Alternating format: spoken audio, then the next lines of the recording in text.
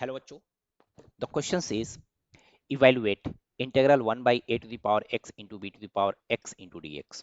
Okay, तो बच्चों यहाँ पे सबसे पहले की कॉन्सेप्ट देखते हैं।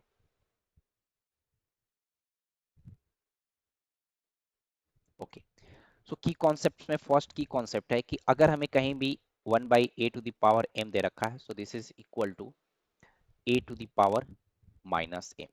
सेकेंड पॉइंट इज कि अगर a to the power m into b to the power m है, so this can also be written as ab whole to the power m। And third point is, I mean second we can say कि a to the power k into x into dx, अगर हमें इसको integrate करना है, so this will be equal to a to the power kx divided by log a base में e, और k से x में मल्टीप्लाई है, so यहाँ पे डिवाइड करना पड़ेगा, and one integrating constant c। Okay बच्चों, now let's try to solve the question given to us. अब आप देखेंगे हमें क्वेश्चन यहाँ पे क्या गिवन है, integral 1 by a to the power x into b to the power x into dx। This can be further written as a to the power minus x into b to the power minus x into dx।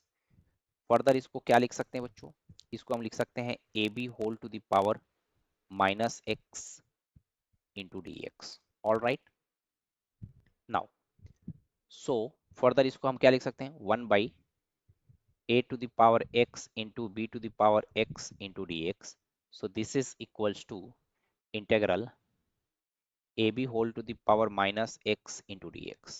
Now अब हमारे पास formula already है, तो ये क्या हो जाएगा, ab whole to the power minus x divided by log ab base में e और -1 से मल्टीप्लाई है तो -1 से डिवाइड कर दिया, प्लस इंटीग्रेटिंग कांस्टेंट c।